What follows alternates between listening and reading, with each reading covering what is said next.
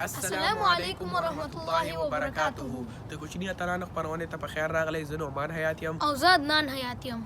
په نننۍ خپرونه کې موږ تاسو ته د غم او مصیبت آدابو په باره کې خبرې کوو. د غم او مصیبت اول اداب دا دی چې غم او مصیبت په صبر او آرامۍ سره وزغمئ. هیڅکله همت له لاسه مه ورکوئ. بالکل نعمانه. او دویم ادب دا ده کله چې تاسو مصیبت یا کوم بد خبر واورئ تاسو انا لله و انا الیه راجعون وایئ. بالکل عدنانه. او بل ادب دا دی د ډیر غم او مصیبت په حالات کې د شریعت په خلاف کوم کار مه کوئ. مننه نعمانه. بل ادب دا ده ناروغي ته رد مه وایئ ځکه ناروغي الله تاسو باندې اچولې ده. بالکل. بل ادب دا دی چې د چا پر مړینې باندې د 3 ورځو نه زیات غم مه کوئ. بالکل نعمانه. بل ادب دا دی په غم یا مصیبت کې یو بل سره کومک کوئ او حوصله راولئ. بالکل عدنانه.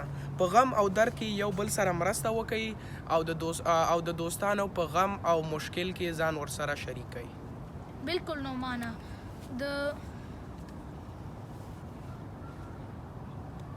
د زیات مصیبتونو په وخت کې تاسو باید الله یاد کړئ او تاسو باید مونځ وکړئ. ډیره زیاته مننه چې تاسو یې موږ نننۍ خپرونه وکتله. د نورو خپرونو لپاره زموږ یوټیوب چینل سبسکرایب کړئ او موږ په فیسبوک کې فالو کړئ او تر بلې ویډیو پورې السلام علیکم ورحمت الله وبرکاته.